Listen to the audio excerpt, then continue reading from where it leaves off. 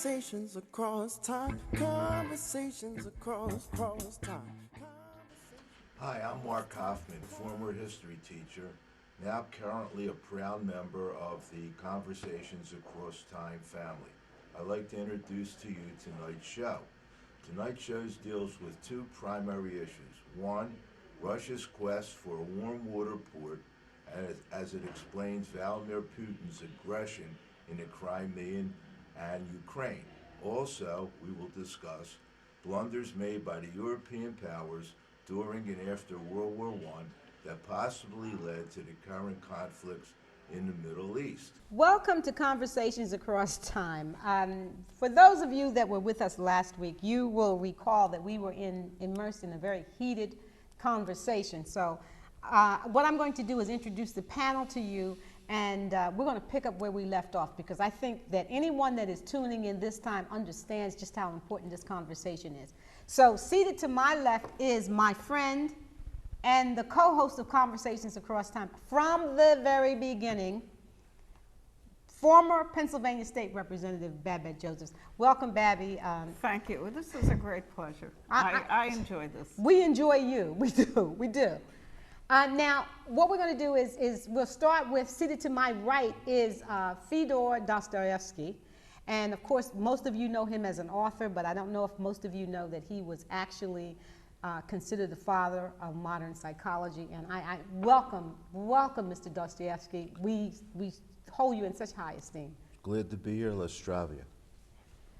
Now, seated next to Mr. Dostoevsky is a character that has really played in history, and most of you probably do not know, and that is Mr. Hossein bin Ali. Welcome, Sharif Ali. Thank you. And the reason that he is very important is, for all of you that saw the movie Lawrence of Arabia, this is the Omar Sharif character. This is a real person. Yes, he was a real person, and you need to understand what happened to the movement that was led by Mr. Ali.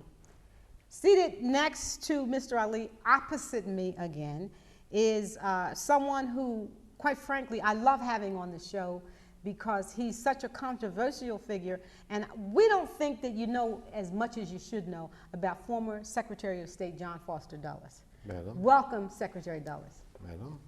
Now, we thought, we ended on such a heated note, and what we've done is we've actually put a map up, and we're going to refer to that map. But the first thing that we'd like to know from you, Secretary Dulles, is you are someone who, there's no question for anyone that's a fan of the show, we know that I disagree with your policies. It doesn't matter to me, ma'am, whether you do or not. That is part of your arrogance. Yes, persona. We accept Character. that. That's why we're happy that you're here. And what I would like to ask you, Secretary Dulles, is if you were Secretary of State now, today, 2015, 2016, what would you do different from what we see Secretary John Kerry doing as pertains to the crisis that currently is happening in the Middle East? I would prefer a more vigorous response than what the current administration is doing, and it may require some military intervention to stabilize the region. And I know you don't like to face that reality, but it is the reality that military force may be necessary to stabilize the region. Please excuse me. Yes. To stabilize the region. That is correct, sir. When Westerners use this word stabilize, I think that word doesn't mean what you think it means. The stability, they only see stability when it's profitable for them. So for Western interests. Western commercial interests, which we benefit from through our industry, madam. The Arabian Desert was perfectly stable when it was full of herders, traveling back and forth, grazing their herds where possible and following water. That's very stable. It's a stable way of life. But the intervention that your beloved military and the military of similar countries, the intervention you've been making for the last 200 years hasn't added to anyone's stability other than your own. The Even British- then, I'm the- not sure. the- I'm not even sure that that's the case. well, You could make an argument, but Profit. go ahead.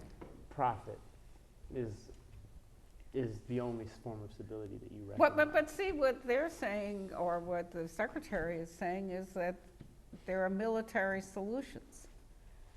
And There I have don't been no- believe in this world there is anything like a military solution. There are political solutions where people work out on the ground level what needs to be done and what needs they have and how to fulfill them. That is a fine utopian vision, madam, but people will pursue their interests as they see it.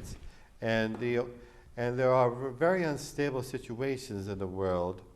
And so, Which is to say, we're Well, not yeah, getting their So, profits. Mr. Secretary, the intervention in Libya, the intervention in Iraq didn't cause any stabilization. It caused destabilization and led to the problems that the United States and the rest of the world is having now. So why would you think intervention would stabilize the region? It would probably destabilize them. And how does my President Putin, how is his control of warm water ports to Ukraine and the Crimean a threat to anything that you hold dear in Western society? How is that a threat to Well, you? there'd be a because your competition to hunt for your us. precious warm water ports threatens the sovereignty of sovereign nations such What as sovereign Ukraine. nation Well, are we you don't care talking about about?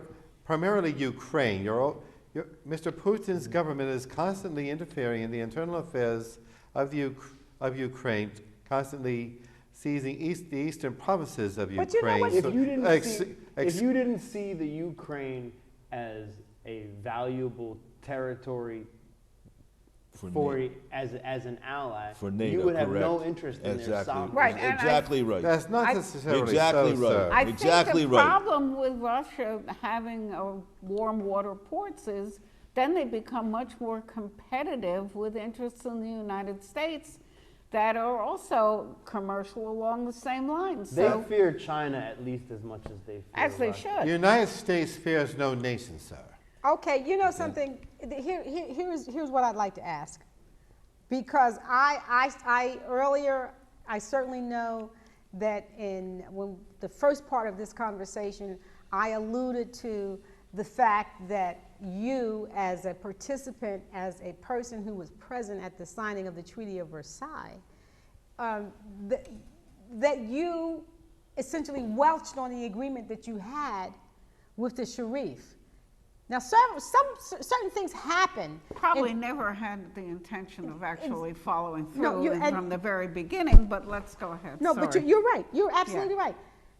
But what happened is you encouraged Mr. Ben Ali to unite the Arabs to fight the Ottoman Empire so that it would advance the interests of Britain and the United States and France as pertains to the war that was going. That's the First World War. And at the end of the First World War, you knew that there was an agreement that it existed, that there would be a caliph, that the establishment of the caliphate would be protected.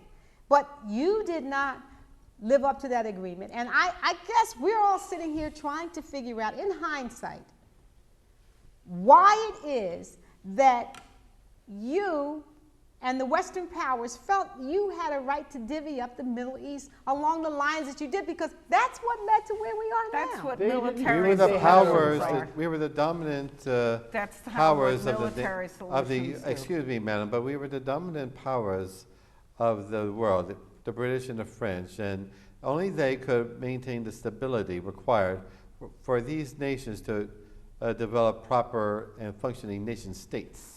So that we could No, exploit so their that you could get their resources. oil We and mean exploit develop other their people. develop their resources. Okay. So, Now, that, please, I'm sorry.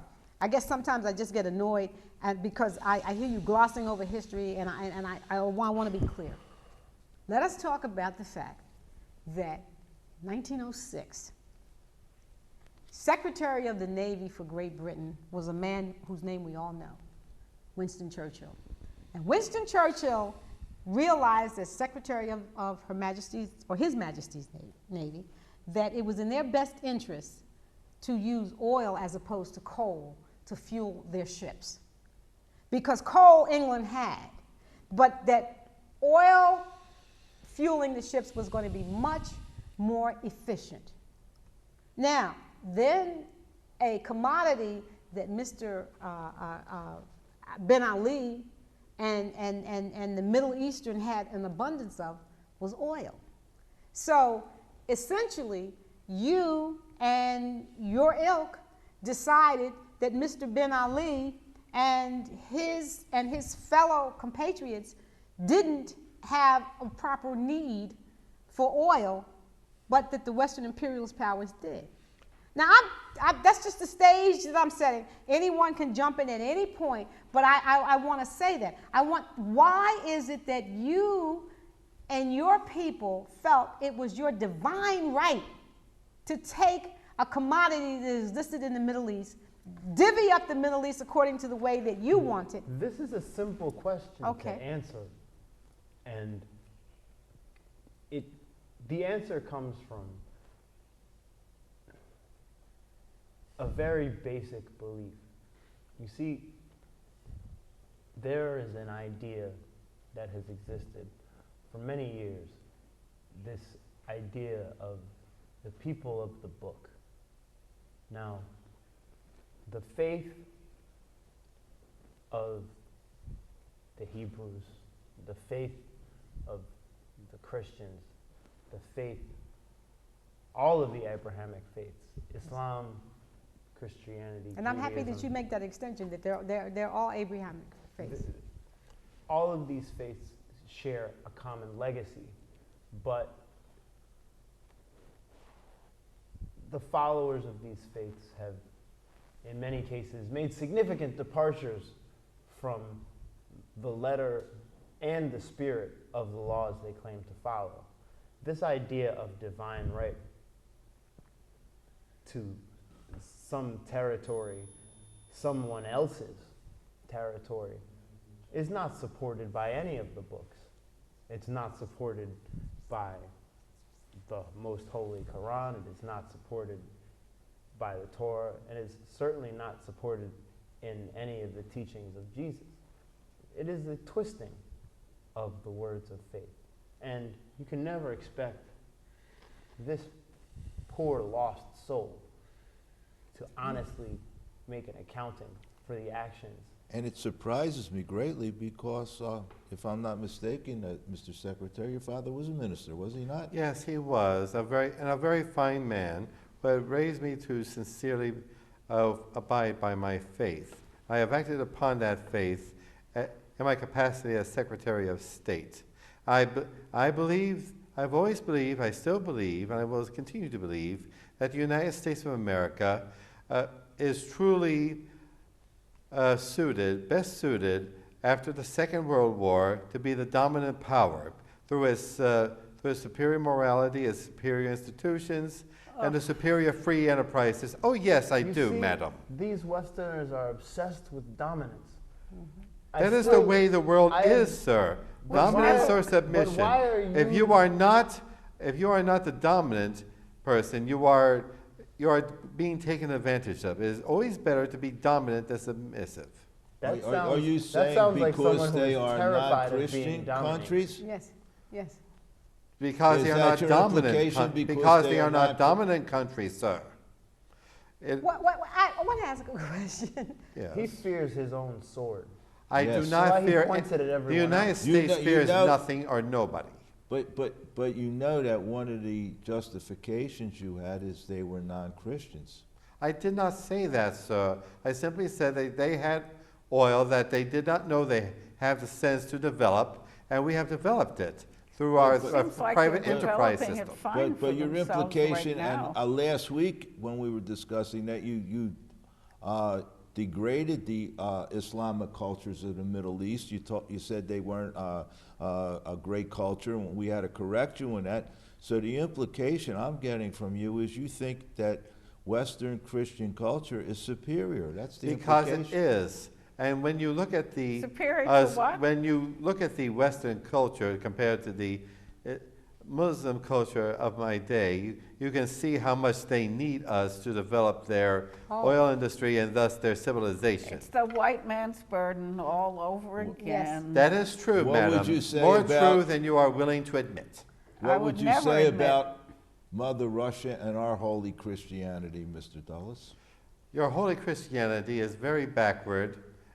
Your Why is it nation has backwards? been 98% peasants, illiterate peasants under the czars, and you, quite frankly, you are worthy of your backwardness. You know what I think of Western Christianity? It became I- too liberal, and it bastardized the beliefs that true Christianity had. And How can you have a Eastern famous- Orthodox Christianity is far superior to yours. How can you have I a don't person? care what you believe, sir. I do not know all that much about the faith that you claim to share, but these words that you're using, they do not sound Very- anything like the words of the most holy prophet. You're right.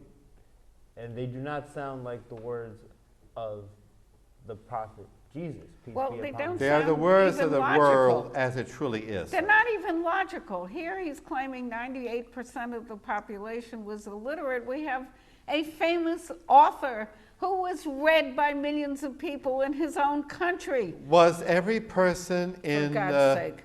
in Russia a famous novelist? I don't All you think need so, is madam. one. And One everybody among reads them. millions They're upon not millions. illiterate. May I ask, because your father was a minister, Yes. and you say that he raised you in his true belief. He did. Yeah. Now, I suppose what strikes me about that is the similarities that exist, and I was actually looking through my notes because I remember asking myself this question, and that is, how is it that Zionists, the Crusaders, and the believers of a holy jihad, what is the difference between them? Because all three seem to be misguided and to be under the belief that their belief set is better than someone else's. So that brush paints across a lot of people. Because I do not believe, as I sit here, that the jihadists represent what it is that the prophet, peace be upon him, envisioned. I do not believe that the Zionists represent what it was that Theodor Herzl envisioned when he first said that there needed to be a homeland for Jews. And I also feel that what it is that the Crusades represented, the massacre in the Middle East, thinking that they had some right because of the personages of, as I call him, probably one of the most evolved human beings, and that is Jesus Christ, evolved as a human being. What is it that makes your imperialism, your ethnocentrism, your belief that you are better, what makes you different from Zionists, from the jihadists, and from the Crusades? It simply is, madam. I mean, the American so-called imperial project has always sought to uplift the civilizations it has made contact with, such as in Cuba, such as in the Philippines, such as in Puerto Rico. Uplift you- how? That is what is our Your choice of the word uplift implies that these other cultures into which you have come into contact, these other cultures, you believe that they are beneath you inherently, but these other cultures have their own values and they have their own pursuits that they would, I'm certain, like to continue in peace without your influence. You care nothing about those cultures. You care about the economic and geopolitical interests of the United States. That is my duty as Secretary of State, And- and I will continue to do Well, so. but that's not what you said. And- You said you cared about. Now, if you want to be honest and say we're greedy and we needed the resources and we needed to protect them, protect the United States against maybe communism, or this is a different system that would not further the economic interest of the United States, then you would be honest. But don't say you wanted to uplift them. Well, He does Uplift them. not wish to uplift the people. He wishes to uplift nothing other than his own backside. Yes, Yes. and they That's will. correct. When we uplift the civilization we are in, such as in the Philippines, there's everything. Everybody else will be uplifted. Wait I a mean, minute, that wait is a the minute. way it is when, Well, this is- when are we our talking nation about- intervenes in other countries And when these and up- invests in Are we When talking these about uplifted commercial people investments. say we no longer need to be exploited by the United States economic interests like United Fruit in Latin America or the rubber companies in the Philippines, you no longer want to uplift them. You want to kick those people out and put your own people in. Hence, putting out President Mossadegh in Iran, putting him out and installing the Shah, which led to the Ayatollah Khomeini, by the way.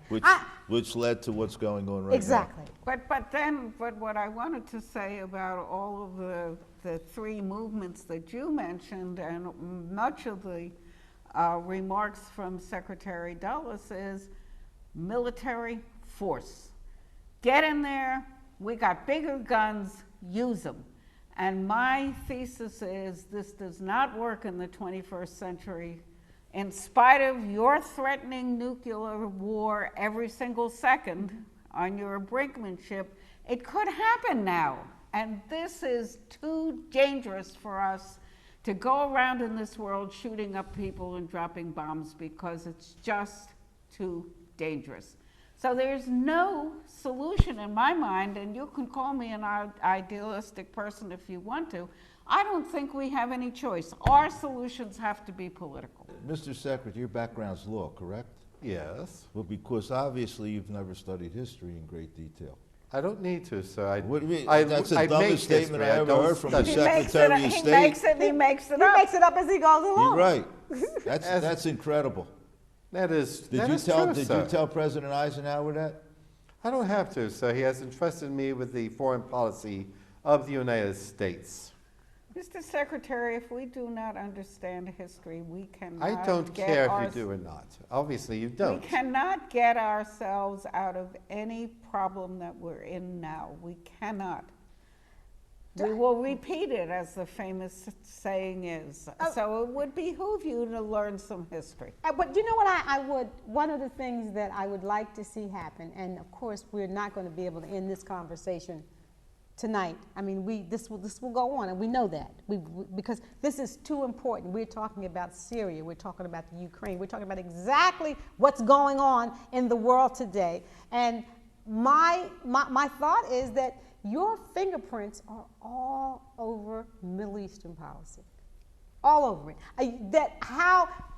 And one of the things that you have not spoken about is the interest that you, as Secretary of State, and your brother, as the head of the CIA, had in British Petroleum.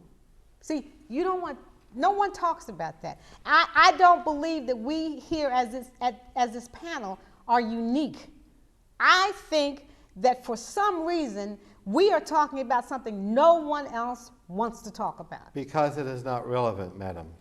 Really? Your conflict of interest is not relevant. You've studied law. You know very well conflicts of interest are very relevant always. The only conflict I am interested in, madam, is between the United States and the Soviet Union. There's And no those- such thing as the Soviet Union anymore. You're talking about the past, and even when there was a Soviet Union, what was the threat other than some countries may have desire to have a different economic system than the United States. A communistic system, So which what? is not, which is not compatible to Because our they values. wouldn't trade with the United States, they wouldn't be subjected to United States imperialism to foster the growth of United States companies in those But countries. Mr. Dostoevsky, would be- one of Suppose the- it would be better for those people to have communism, sir. let me And ask- I'm not a communist. You know, I was an anti-communist. I hated But Mr. communists. Dostoevsky, here's a I'm just question in- that I have for you. Here's a question I have for you that I want to know how you feel about this. And that is, what is going on in this country today? How long have we been fighting the war in Afghanistan? Oh, my God. And- 15 years And, almost? and, Well, and it's why the are, longest war we've ever been in. and why are we fighting the war in Afghanistan? It was originally to dislodge the Taliban movement. from No, power. it was originally to dislodge the communists because you. That's right. That's originally why we got in involved. fact, That's right. when Mother Russia was in Afghanistan, the United States armed the Taliban to fight against Precisely. my country. For their And those freedom, so arms that they and- may be a free nation, free of atheistic communism. You sir. know, Yeah, and you A got system yourself that you would have Osama been bin appalled Laden, by. and he had the American weapons that you gave him. That's where, I mean, here, bulletin, newsflash, Osama bin Laden was emboldened and empowered by the United States. States of America. Yes, he See, was I mean, useful no, to I us want to at make a sure, I want to time. repeat that. I want to repeat that for our audience because I want to make clear that they understand this. Osama bin Laden was empowered by the United States of America. There- And Saddam Hussein was empowered by the United States of America. And that's just the That's top the of monsters that you all created. In Afghanistan, their paranoia about Mother Russia led them to support anybody, and look what it got them. Right. Right. And when Russia was controlling Afghanistan, they were in a lot better shape than they are now. And as a matter of fact, somebody told me just Talking recently, about economically. and lots of other ways too. Somebody told me just recently that the percentage of women physicians in Afghanistan is much higher than women physicians in the United States of America. That's a pretty bad condemnation of the country that you think has the right to do anything it wants everywhere. That is not my concern, madam. And traditionally, I do Obviously. not think that women, Just as a sign of progress. that is not the kind of progress I desire, madam. Well, The we only don't progress really that care what concerns you me is desire. economic growth and development in a For the nation. United States and for John Foster Dulles and for his brother Allen Dulles. And for And for the United States of and America, for madam. British Petroleum that you all owned a lot of shares in and had control over, were paid. Because we've touched on some, we've touched on some topics, but we haven't really fully investigated them. I really want us to have the opportunity for our audience to get the notion of the maps and really synthesize that Yes. into their understanding. So we're at the point where we have to call this episode to an end, but Secretary Dulles, Sharif bin Ali, and Mr. Dostoevsky, I would implore, I would beg that you would return, and Babette and Russ and I would, we will both beg. we will both beg for you to come Come back back. and give us an opportunity to discuss more fully these topics, because it is important that our audience understand the level of treachery that has been played upon the American people that they seem to not know. And so I'm going to, I hope that you will condescend to return. And this has been intriguing. And there's so many more questions that I have. And I would very much like to have the opportunity to Yes, explore them. me too. And I'd like to look more at these maps. Okay, so we will ask that you return, and we will ask our audience if you would be good enough. This has been Conversations Across Time. On behalf of my co-host, Babette Josephs, and Mr. Dostoevsky, Sharif bin Ali, and Secretary John Foster Dulles, we would ask that you will tune in to us next week to hear the conclusions of this very interesting and topical conversation across time. Thank you very much, and good night. Across time. Conversations across time. Conversations across